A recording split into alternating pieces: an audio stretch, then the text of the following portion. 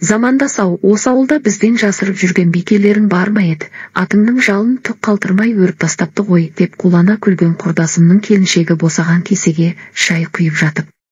Менің жүрегім зырқ ете қалды. Қойсаңшы, Жәміш. Құрдасым зілсіз жекіді. Менің атым қайда? Деп апыл-ғұпыл жаюлы тұрған дастарханның шетін баса, есікке қарай ұмтылдым. Ой, не болды Асеке? Құрдасым да менің артымнан ере шығып жеңімнен тартты. Құдайым-ай, бұл қырсық мені қайта тауып алған болды ғой. Мен шынымен таусылып кеттім. Не болды, жарқыным? Ашып айтсаңшы. Қанша заманнан кейін қайта жолыққанымды қарашы. Кімді айтасың? Бұл ұзақ әңгіме. Жүр, атымды бекіткен жаққа барайық. Екеуміз ауылдың аяқ жағындағы кешегі аттарды бекіткен жаққа қарай жүрдік. Топ қарағанның бергі шетінде құрдасымның иісік пен төрдей кертөбелі тұр. Менің құла айғырым көрінбейді. Асыға басып төмен жақтағы ағарға қарай беттедік. Ағардағы бұлақ басында айғырым тұр. Қара сүмектерге малшынып түсі барандап кетіпті. Жанына таяй бергенде бізді көріп осқырына кісінеп жіберді де, маған қарай төрт аяғын теңселе әзер басып келе жатты. Тізесін соға түсіп тұратын ақшулан жалын тарам-тарам қылып өріп тастапты. Сол, нақ соның өзі, дедім мен күңірене, ширек ғасыр бұрынғы бір іс есіме түсіп. Нағашыларым орта жайлауға енді келіп жатыр екен. Жаз жайлауға шығандап кетсе, қыс-қыстауға ойға түспегетіндіктен араға жыл салып әзер бір келетінбіз. Мен жоғары оқу орнынан шақырту алып, алыс қалаға аттанатын болған соң шешем, нағашы атаңа барып батасын алып кел деп әкемнің алаяқ торысы мінгізіп, қанжығама сәлем сауғанын беріп аттандыға. Таң бозынан желе жортып Тасбастауға жеттім де, ер тоқымымды алып, Бастау жағасындағы шалғынға атымды біраз оттатым. Енді бұлақтан су ішейінде беңкейе беріп, су түбінен жарқыраған шідерді көріп қалдым. Таңертең асығып жүріп шідерді ұмытып кеткенім есіме түсіп, еріксіз мырс еттім де қолымды тастай бұлақ суына матырып, шідерді алып шықтым. Керемет бір шебердің қолынан шыққаны мен мұндалап тұр. Иесі келіп алып кетпесін деген адамша асығыс атымды ерттеп, шідерді тоқымның астына көлденең бастырдым да жүріп кеттім. Нағашымның ауылына түс қайта әзер жеттім. Алыстан жиеннің келгеніне нағашы атам балаша қуанды. Кеште жиенім алыс жол жүріп барады екен.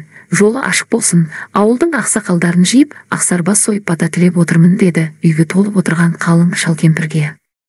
Ортаға ақсарбастың басы енді келген кезде, манадан тып-тынық болып тұрған ауа райы кенеттен алай-дүлей болып боран соғып үйді теңселтіп жіберді. Есік жақта отырған нағашы ағам сыртқа атып шықты да, тіреуіш әкеліп, нағашы жеңгеме ұстата салды. Өзі қайта далаға жүгіріп шықты. Артынан мен де ере шықтым. Екі жақтап жүріп, үйге салма салып терең қағылған қазыққа мықтап байладық та, үйге қайта кіре бергенімізде, анадайда ойбайлап айғай сүрен салып біреу келе жатты. Мен қорқып кетіп, ортадағы ошақты соға-моға төр жақта отырған ақсақалдардың арасына келіп тығылдым. Әй, мынау әден бақсының дауысы ғой. Апырай, жарықтыққа не көрінді екен? Бағана балаларды жіберіп шақыртқан едім, деді нағашым жаймен ғана. Соның арасынша бақсы да айғай сүрен салып үйге кірді. Қолындағы сарала жез қамшысымен айналасын сабалап, тұрған жүгермек даладан тауып алған шідерді неге аласың, онымен атыңды неге шідерлейсің деп маған таптап береді. Мен әлде біреудің дүниесін әдейі ұрлап алғандай қысылып қалдым. Нағашы атама қарап, нағашы ата, мен оны ешқайдан ұрлап алғаным жоқ. Бұлақтан тауып алдым, дедім. Иә, зәнталақ, оны тауып алмасаң көк сайтан саған күміс шідерін қалай ұрлатады.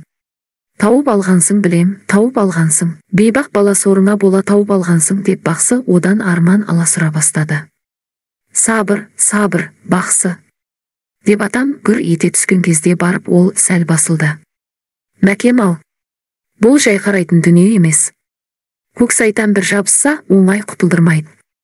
Жап-жас баланың алдағы өмірі ғой менің қара жынымды ойнатып тұрған. Ол осыны айтты да, ортадағы ошақтың басына жалып етіп отыра кетті. Менің жүрегім өрекпіп, аузымнан шығардай болып барады. Не амал енді? Нағашы атам тағы күрете қалды. Орнынан атып тұрған бақсы ортадағы табақтан жауырынды. Сосын нағашы жеңгемдердің алдындағы табақтан асық жілікті алды да, сыртқа қарай жүгіре басып шыға жөнелді. Отырғандардың барлығы үдірейісіп қалды. Нағашы атамда үн жоқ, тұнжырап отыр. Әредік тізесін басып отырған менің басымнан сипалап қояды. Отырғандар алдағы астан шұқылап ауыз тиді де түн ортасы ауа үйлеріне қайтты. Көрер таңды көзбен атырдым. Таңертең менің алаяқ торымды жетелеп түндегі бақсы келді. Алаяқ қара сүмекке түсіп арлы-берлі теңселіп тұр. Артқы екі аяғы қып-қызыл қан. Аттың жанына таяған нағаш атам.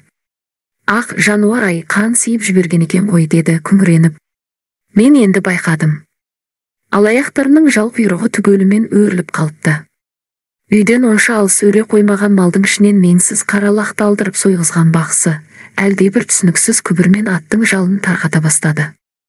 Жалын тарқатып болып, құйрығын енді тарқата бергенде бақсының аузынан қара жалын болып, қан бұрық ете қалды да бүк түсіп отыра кетті. Нағашы атам барып сүйі беріп еді. Қанға шашалған бақсы, тез құйрығын тарқатып жібер, сонда жиенің екеуміз де аман қаламыз деді. Атам жалмашан аттың құйрығын тарқата бастады. Құйрықтың өрімі тарқатылып болғанда барып бақсы бүктеп терең дем алып орнынан ақырын көтерілді. Алаяқтары да дүр-дүр сілкініп оқыранып барып құлақ тұндыра кісінеп жебірді. Анадайда тұрған мамағаш қатты байлаған нағашым бақсыны ертіп үйге кірді. Көксайтанның өрімін шешетін бақсылардың бәрінің тұқымы құрыған. Жалғыз мен ғанамын. Мен өлбесін кім шешер оны?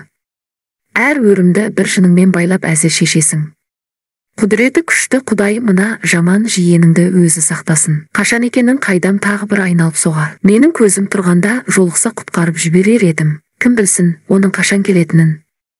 Мен өлген соң кезігетін болса, аттың жал құйрығын күзеп қана жанын аман алып қалар, бірақ ары қарай Көксайтан күнде мазасын алар деді. Содан бері тура 20 жыл өтіпті. Кім өрген бұны деді құрдасым. Көксайтан. Не істейміз деді құрдасым тағы.